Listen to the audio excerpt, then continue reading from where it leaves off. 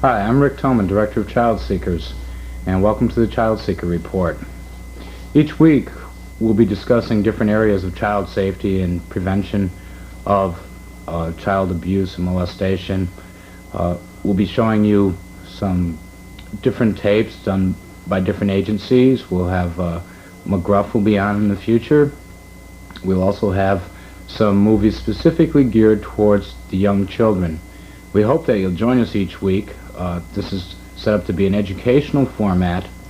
And today, to start off the Child Seekers Report, we have with us the Acting Corporal Christine Gregorio of the Rutland City Police, and we've invited the Corporal to talk to us about what the City Police does in cases of children, how they handle reports of missing children, and what they do to help keep the children of the community safe.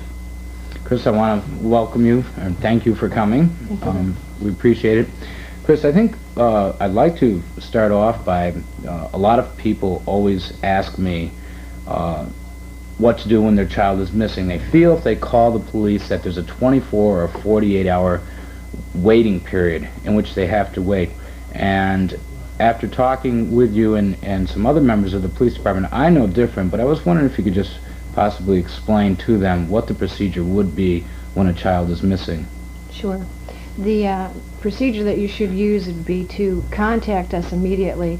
If you know that your son or daughter normally gets home at 15 minutes after school gets out and it's a half an hour and he's not home, first thing you should do is contact us. An officer would then be dispatched to your home. When he gets there or she gets there, they're going to need some information from you. Try to remain as cool and as calm as you can, which in this instance sometimes is real hard. They're going to need to get a description of the clothing that the child was wearing when he or she went to school, hair color, eyes, date of birth, about how tall they are, complete description as you can remember. They're going to need to know the route that the child normally takes to school, friends that the child normally goes to and from school with. What school they go to is also very important. After the officer gets the main information from the parent or the guardian, he will then put that information over the radio through our dispatch and our radio system so that all the officers of the Rutland Police area and Vermont State Police will also get that. That's called a BOL, and it's be on the lookout for. It's usually for somebody who's late. And I will tell you right now, we're more than happy to go out at any time, get a call, we'll say at 10 minutes of 3 that Johnny's not home yet, and at 5 minutes of 3 he walks in the door. Our officers would much rather go out and take all that information down and be looking for him and have him return home safe than not get the information that we need. From there, the officer would probably go to the school, make sure that Johnny did actually show up for school that day, that he didn't leave school early, contact his friends to make sure that they saw Johnny and did they see him going home after they left, and also any other kinds of programs that he might be involved in. Maybe he stayed after school for a reason, or maybe he decided he was going to walk home a different way. Children have a tendency to take long shortcuts, which sometimes scare their parents half to death. The only other things that I can think of that are necessary is, again, to reiterate, is to immediate notification. That's the very best key that we have. Something that I have had come up on a couple of instances. One is people will call child seekers a lot of times and say, my child has not come home from school, or my child was out with his friends and his friends have come back and he hasn't. What do I do? I think it's important that everyone know that Child Seekers is not a police agency, and the proper procedure would be to call the police immediately, then call Child Seekers, because we will get together with the city police and give them extra manpower. If we call in some of our volunteers, if it's even a dozen of them, well, that's 12 more sets of eyes that we have going out to help do a coordinated effort in locating the child. But the first thing people should always do is call the city police or the local police, and then call child seekers or ask the police if they would call child seekers, notify us, and we will work together with them in doing whatever we can. And Christine did mention that you should be aware of your child's height and age, a general description. A lot of times, as a matter of fact, probably 95% of the cases that we've been involved in, it's very difficult for the parent to recall all this information. So we do have a form at Child Seekers which we would gladly send out to anybody that requests it, and it's free of charge. Some information that is going to be needed by the police should your child show up missing. Even if they're just lost in the woods, we need an accurate description. People a lot of times don't remember if the mole was on the left side or the right side. They don't recall certain things that if you sit down and write it down in a moment when everything is safe and secure, when that moment comes up, when your child is missing, people are always extremely upset, and they're not able to sit down and give that description. If it's written down and it's updated, it's all together in one neat package, you're going to save a lot of time of trying to recall this or that. You can hand that paper right to the police officer, and that's going to save a lot of time all the way around. Chris, one of the things that I wanted to kind of touch base with you on, I look into reports of missing children, especially stranger abductions from all over the country. And I have had several, I am aware of at least 3 cases in which a stranger has abducted a child on a paper route. And I can't recall of any ever happening in Rutland, but once again, to be on the safe side, I was wondering if you might be able to talk a little bit for all the young paper carriers out there and explain to them maybe a few safety procedures that they can do while doing their paper route.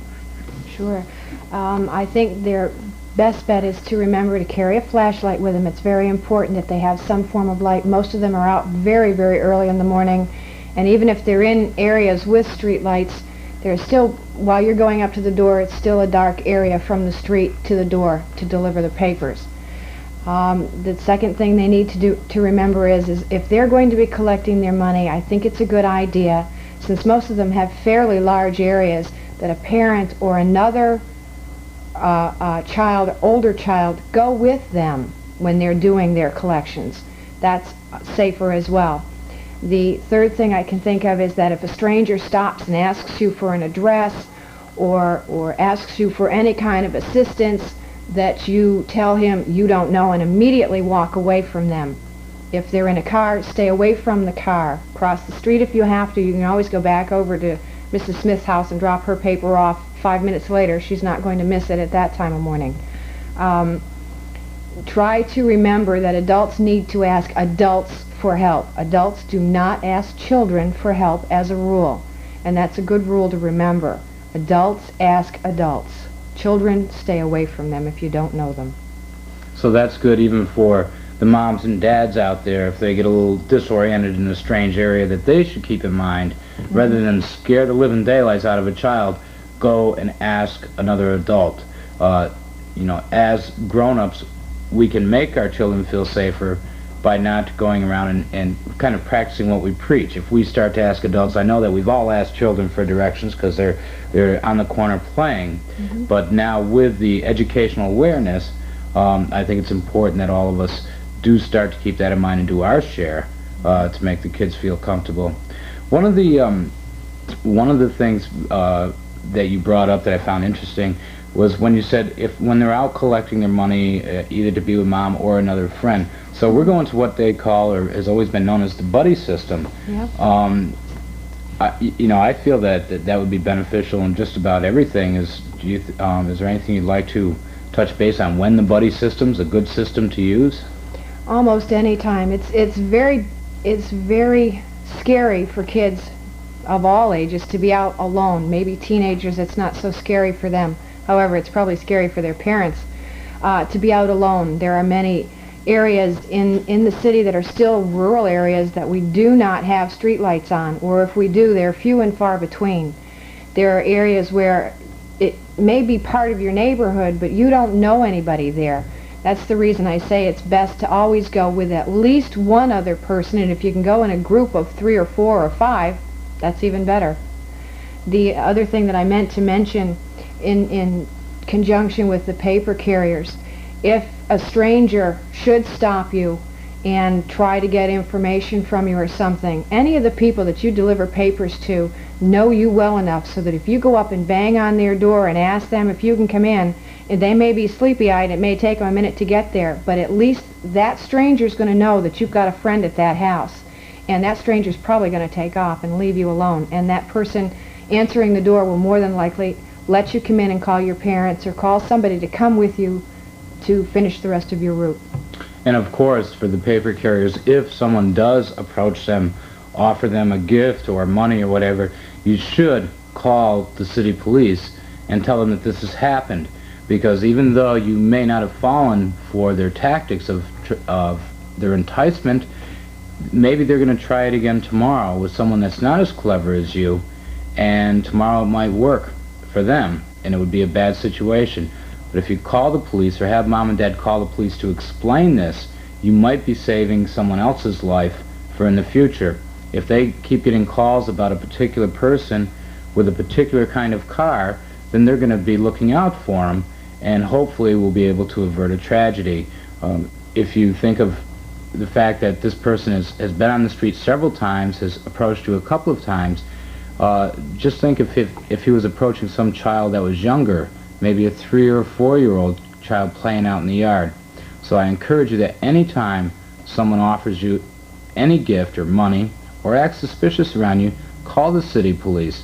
One of the things that parents are always saying to me is that they see someone and it doesn't quite look right, but they don't want to call the police because they feel that, well, what can the police do about it?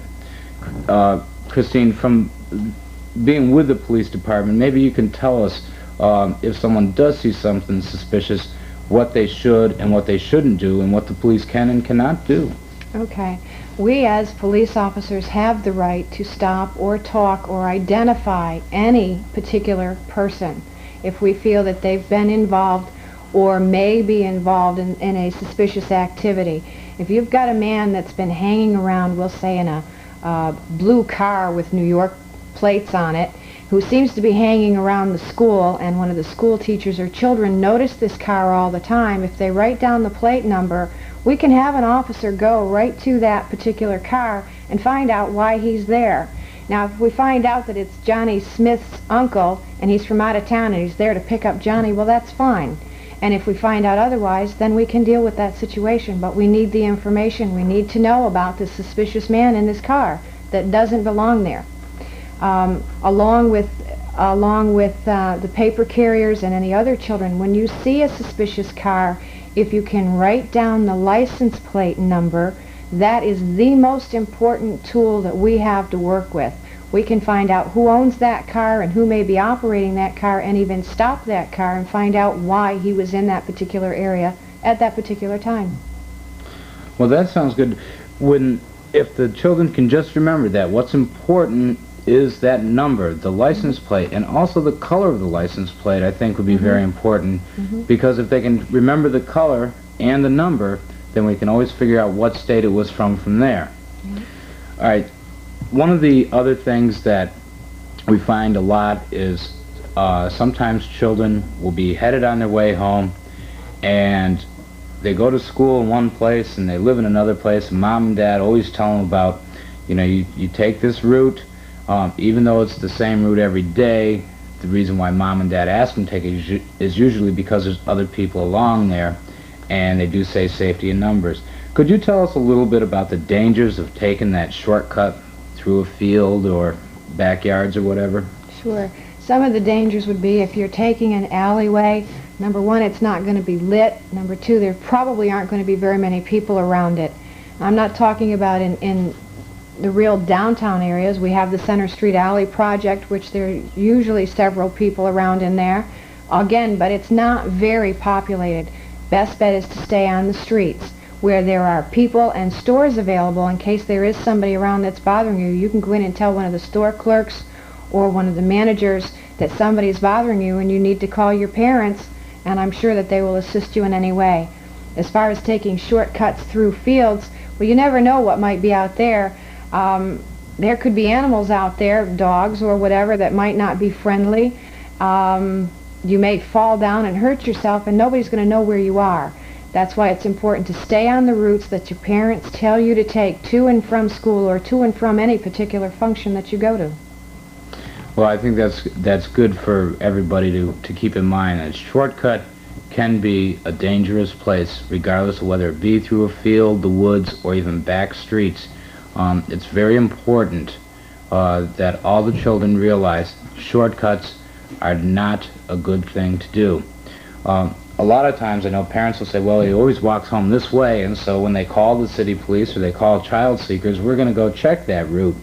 And there are a lot of shortcuts that people can take. So just to be on the safe side, all the kids, I feel that you should keep in mind, stay away from shortcuts. They could be trouble. Chris, another one of the things that I think the children and the parents may not quite be aware of is when the children are walking to and from school, I know a lot of times we will have volunteers that will be riding around to make sure that everything is safe with them, and if they were to see something, they would contact our office and the police to explain to them. One of the things I was wondering if you might be able to tell us what the police do when during the hours that children walk to and from school, given the limited manpower which we do have. True. We have several schools, and we usually only have up to 5 officers out on the street at a time.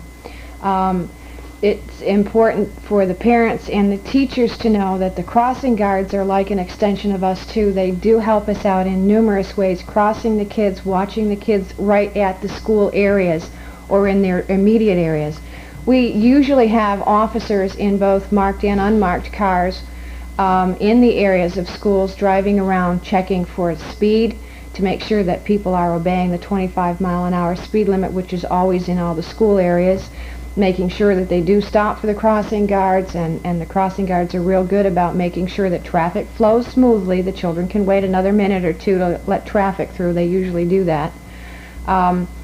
We do have officers around in the areas of most of the schools most of the time. Some days there just isn't enough of us to go around, but we do have them around.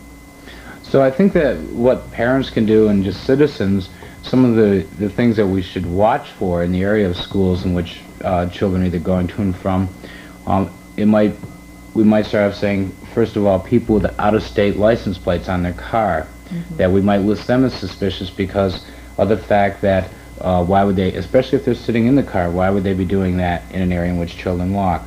I think we should watch for people that are taking pictures. Not that it's wrong to take pictures, but sometimes people may have other feelings, and this is the kind of thing they'd want to call the police department to report.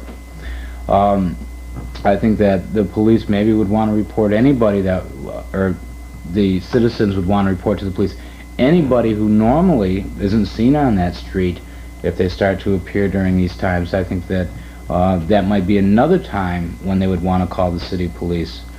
I know that sometimes people call us to explain to us that someone or other is hanging out, and sometimes it might be someone that's out for us, keeping an eye on them. But that's good. That always makes me feel good because I realize that someone is paying attention enough to realize that someone's in the neighborhood watching the kids. I know that in the future we are going to be working on some programs for child safety, including the bicycle safety program, in which I think it'll be you that'll be going around to the schools. Yeah. Okay. Along with some help. Yeah. I know that with child seekers we are going to be having McGruff to be able to go into the schools, and we'll be traveling around the state and also into New York with McGruff to take a bite out of crime dog. I don't want to get too much into that, but at this point I would like to explain to the audience that we are looking for some people to work with us on what we call our school safety patrol. These are people that normally would drive their children to and from school. If they can take an extra 20 or 30 minutes to watch the other children, making sure they get to school safely, to and from school, If it's a couple of days a week or all 5 days, if they could contact our office, we're conducting an active search looking for these people. And we look to the local city police to help us in screening them. We want to make sure that the people working with us to watch the children are not convicted felons, that they are not a child molester themselves. We, of course, wouldn't want that to happen. But this would work to provide more eyes. If there are only 5 or 6 police cars on the road during this time and they get called away on an accident on Route 7 or something, I'm sure that you folks would feel better knowing that there was another dozen eyes out there keeping an eye out. And if something was going wrong, well, of course, we would get an immediate response. Okay, well, I'd like to invite anyone in the audience, if they'd like to know more about what Child Seekers does in the community and how to become active in any of our volunteer programs, including our search and rescue team, to contact our office by phoning 773-5988, or you can write to us. It's Child Seekers, Post Office Box 6065 here in Rutland, Vermont. And I'd like to thank Chris for joining us today. I think it's been a big help, and I'm hoping that you'll be able to come back real soon again, and we can hopefully maybe take a walk around the community, and you can work with us a little bit more on helping to keep the children safe here. Anyone that does have any suggestions for Christine, I think that you'd invite their comments or questions as the newly appointed public relations officer, and she will be working very actively on child safety. If you have some suggestions, Christine, maybe you can tell them what they can do to get through to you. Sure. You can contact me at the Rutland City Police Department. The number there is 773-1816 or 773-1820. Those are our non-emergency lines. Or you can write to Rutland City Police, care of City Hall, 52 Washington Street, Rutland, Vermont. And my name is Christine Gregorio. Okay, I want to thank Chris once more, and I want to thank you folks for listening. I'm Rick Toman, Director of Child Seekers, here hoping that we've been of some assistance to you in helping to keep your children safe.